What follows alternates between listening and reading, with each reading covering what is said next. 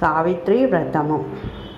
ఇది జ్యేష్ఠ పౌర్ణిమ, జ్యేష్ఠ ఆషాఢం రోజున ఏ రోజైనా మనకు వీలు కుదిరిన రోజు చేసుకోవచ్చు. పౌర్ణమి రోజైనా అమావాస్య రోజైనా. ఇది భర్త దీర్ఘాయుష్ కోసము, అత్తగారిళ్ళు సంతోషంగా ఉండడం కోసం, అమ్మగారిళ్ళు సంతోషంగా ఉండడం కోసము ఇది చేసుకునే వ్రతం. ఇది ఎట్లా అంటే, ఇది సత్యవంతుడు సావిత్రి దేవి కథ. ఇది సత్యవంతుడు అల్పాయుష్కుడు ఉంటాడు. ఆయన రాజ్యం అంతా కోల్పోతారు. వాళ్ళ తల్లిదండ్రులు వాళ్ళు గుడ్డి వాళ్ళు ఉంటారు. రాజ్యం లేకుండా గుడ్డివాళ్ళుగా ఉండి ఒక ఊళ్ళో ఉంటారు. వాళ్ళని పోషించడానికి ఆయన కట్టెలు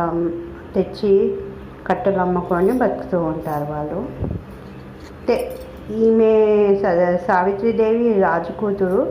ఈమె కూడా ఏం చేస్తుందంటే, ఆ సత్యవంతుని మనసులోనే ఎప్పటికీ ఆయన ఒక రూపాన్ని తలుచుకొని ఆయన్ని నా భర్త కావాలని ఆమె ఎప్పటికీ ఆ అమ్మవారి పూజ చేస్తూ ఉంటుంది. కాబట్టి ఆయననే చేసుకుంటుంది. ఆయన అల్పాయుష్కుడు అని తెలుసు, వాళ్ళకి రాజ్యం లేదని తెలుసు, అత్తమామ గుడ్డివారని తెలిసినా కానీ ఆయననే ఆమె వివాహం చేసుకుంటుంది. వివాహం అయిన ఒక సంవత్సరం తర్వాత ఆయన చనిపోతాడని కూడా తెలుసు. ఆయన చేసుకొని డైలీ ఆయన అడవికి వెళ్ళి కట్టెలు తీసుకొస్తూ ఉంటాడు. ఇక ఇట్నే వాళ్ళ జీవనం సాగుతూ ఉంటుంది. ఇక రోజు ఆమె అమ్మవారికి, శివునికి ఇద్దరికి పూజ చేస్తుంటుంది. అయితే ఆమెకు ఇది తెలుసు కదా, సంవత్సరానికి నాకు ఇలా అవుతుందని తెలిసి, ఇక ఆయన అడవికి వెళ్తున్నా అంటే నేను కూడా నీతో పాటు వస్తున్నా అని చెప్పేసి ఆమె కూడా అడవికి వెళ్ళి అక్కడే ఈమె అమ్మవారికి, స్వామికి, శివునికి పూజ చేసుకుంటూ ఉంటుంది. ఆయన కట్టెలన్నీ వేస్తూ ఉంటాడు. వేస్తూ ఉంటే ఇంకా ఒకటేసారి తలనొప్పి వస్తుందని చెప్పి, ఎట్లనో అవుతుందని చెప్తే ఆమె తొడ మీద పడుకోబెట్టుకుని అక్కడే వ్రత కంప్లీట్ చేసుకుంటూ ఉంటుంది. అయితే అప్పుడే యమధర్మరాజు వచ్చి ఆయన ప్రాణాలు తీసుకెళ్తుంటే ఎవరికి కనబడడు. ఆమె ప్రతివ్రత కాబట్టి ఆమె కనబడితే ఆమె ఆ యమధర్మరాజు వెంబడి వెళ్ళి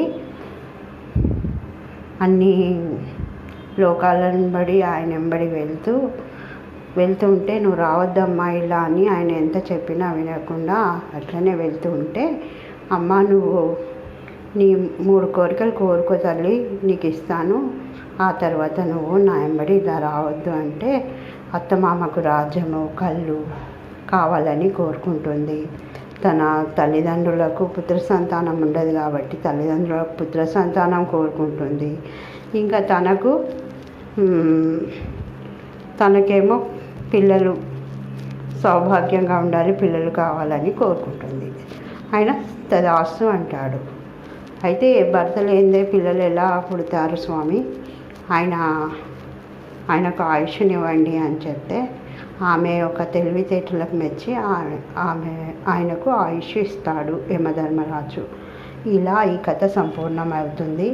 అప్పుడు శివుడు, పార్వతి, లక్ష్మీనారాయణుడు, బ్రహ్మ, సరస్వతి అందరు ప్రత్యక్షమై వాళ్ళనిద్దరిని దీవిస్తారు. ఇలా ఈ కథ సంపూర్ణంగా అయిపోతుంది. ఈ కథను ఇలా చెప్పుకొని ప్రతి సంవత్సరం ముత్తైదులను పిలిచి వాయనాలు ఇవ్వాలి. కంపల్సరీ పోలలు అంటే అదే భక్షాలు అంటారు కదా, అవి చేసి పెట్టాలి. ఇంకా మామిడి పళ్ళు వాయనాలు ఇవ్వాలి. ఈ నోముకి ఎంతమందికైనా ఇవ్వచ్చు. కాకపోతే ఈ వ్రతం చేసుకొని ఉపవాసం ఉన్న వాళ్ళకు ఫస్ట్ వాయనం ఇవ్వాలి. ఇక ఆ తర్వాత ఎంతమందికైనా ఇవ్వచ్చు. భర్తకి ఇవ్వాలి, ఉపవాసము ఉన్న మహిళలకు ఇవ్వాలి. ఆ తర్వాత ఎంతమందికైనా ఇవ్వచ్చు. ఇలా ఈ కథ సంపూర్ణమైపోతుంది. ఇది ప్రతి సంవత్సరం చేసుకోవాలి తప్పకుండా. Thanks for watching. మా ఛానల్ని సబ్స్క్రైబ్ చేయండి, షేర్ చేయండి, మంచి కామెంట్స్ పెట్టండి.